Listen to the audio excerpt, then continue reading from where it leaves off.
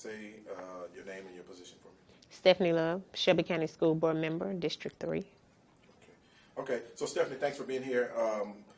Tell us, what was it like growing up, Stephanie Love? Growing up as Stephanie Love, it was difficult. We had fun days, we had not so fun days. I didn't have my real father in my life, but I'm glad my mom, married her husband, which is, I call him my father. I faced a lot of challenges in my life, but I think everything I went through has given me the strength I need to continue my everyday life. Okay, all right. So you're an elected official. What is that elected position? I am a school board member for Shelby County Schools. And what are your duties as a school board member for Shelby County Schools? A lot of people think we actually are supposed to do a lot of things. Really, our only obligation is to approve the budget, implement and approve policy, and the superintendent, he is actually our employee. Mm-hmm. And you obviously go beyond, those regular duties that are assigned as an elected official for Shelby County School Boards. Tell us a little bit about, before we even talk about that, I'm going to get off script a little bit. Tell us a little bit about what you were doing before you were elected. Before I was elected, I was a parent. I was the vice chair of the Frayser Neighborhood Council. I was a strong advocate for Head Start. I was a strong advocate for making sure our children received what they needed once they went to school. Yeah, there was some community activist stuff that you did regarding some of the parks in the Frayser area and stuff like that. You want to talk about that a little bit? We actually helped the Denver Park Association get a park clean. The Grizzlies, they participated in it. We were able to convince the city council to give us funds to redevelop that park. And that was one of the, in my opinions, that was one of the biggest things that put a smile on so many of our children's faces, to actually come to a park that used to be, riddled with gang, graffiti, no swings, and now just to see the joy in the children's faces, that's one of the biggest things that we've done in the Frayser community. What has been your proudest moment since being elected? Being able to find solutions to problems. Having parents call you stressed out and all they want is an answer. And you may not be able to give them the answer that they want, but just to return their phone call, listen to them, and reassure them that we actually care. What about your most disappointing moment since you've been elected? What is that? I guess the perception. I knew that things were bad. That was on the outside looking in. But just being on the inside, seeing, that we actually have a superintendent who he's trying. He inherited a monster. And, he's trying to put the bag on the monster, and it's hard. And just the perception of thinking that everybody who says that they have an invested interest in our children actually have an invested interest. So I can say the biggest disappointment is the perception. So tell us in your words, what is the problem with education in Shelby County? The problem with education in Shelby County is first funds, the lack of parental support, the lack of people who actually want to tell the truth about the issues. I see a lot of people who they're scared to tell. They're scared to say there is a problem because then that means we have to address that problem. We always talk about money, but even if we had all the money, if the parents are not willing to help us, if the child is not willing to let the teacher teach them, if the community is not willing to help, if the businesses are not willing to help, we'll always have issues. What are your thoughts on charter schools? I believe charter schools have a part to play when it comes to education. Charter schools, we have a lot of charter schools that specialize in certain academic needs, certain musical needs. So I believe, charter schools, they have a role to play as long as they're doing what they're supposed to do and meeting the needs of our children. I think charter schools can be successful. What are your thoughts on the Achievement School District? I have mixed thoughts on the Achievement School District. You know, based on the law that was presented 4 years ago, I still believe that they have the full capability of doing what they were brought here to do.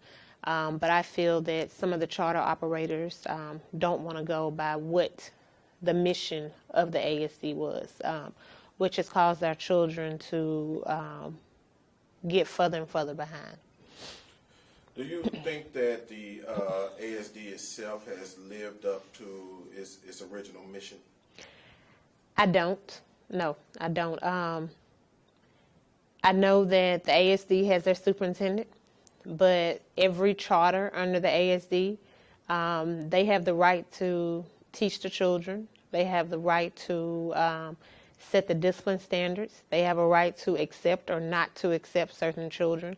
And there's absolutely nothing that the ASD can do about it because they really have no governance over the charter operators.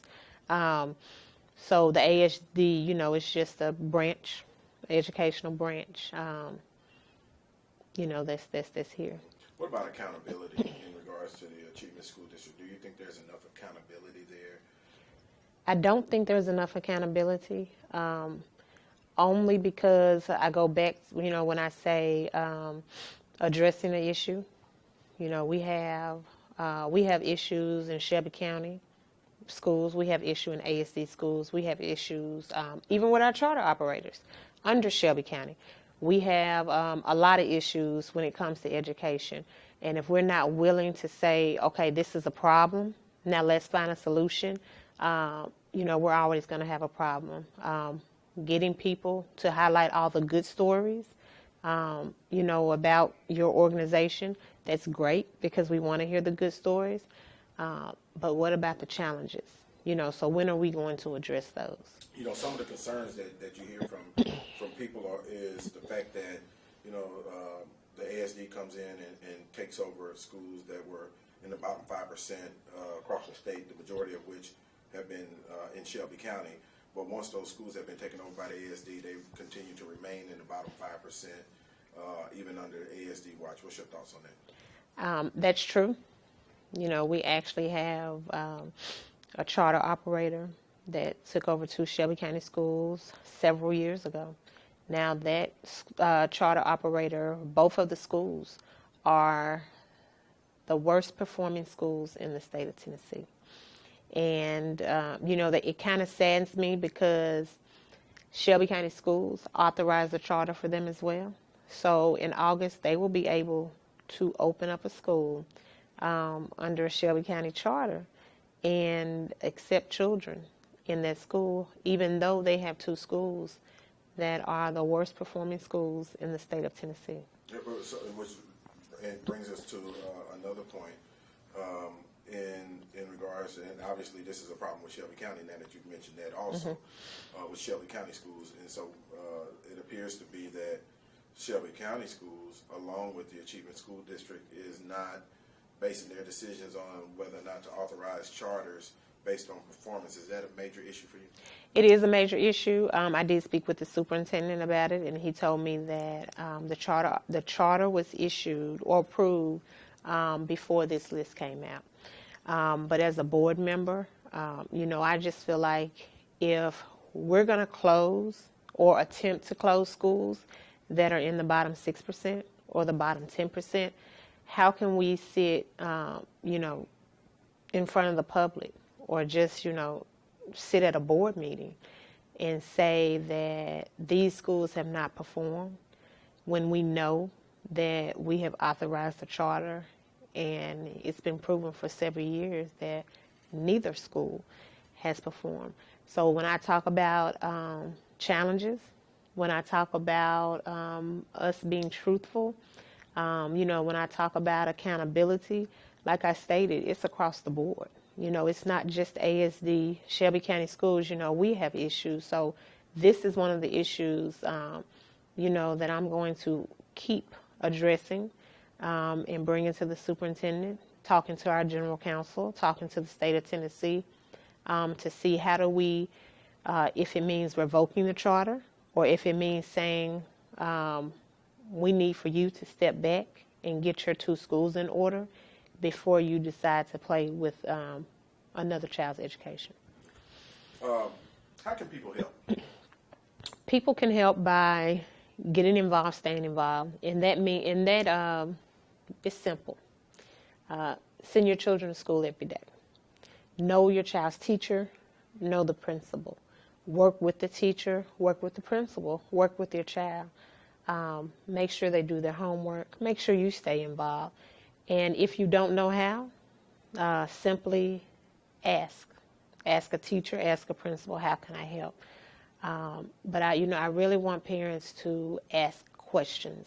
A lot of time parents don't know, so they don't ask questions, which leaves them to become unengaged, which leads the child to maybe not get what he or she needs.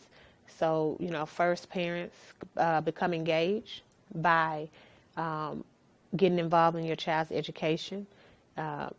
Nobody knows all the answers, but if we had every parent send their child to school every day on time, the child stays at school, the parent helps the child with his or her homework, the parent asks questions, we'll see the shift in education.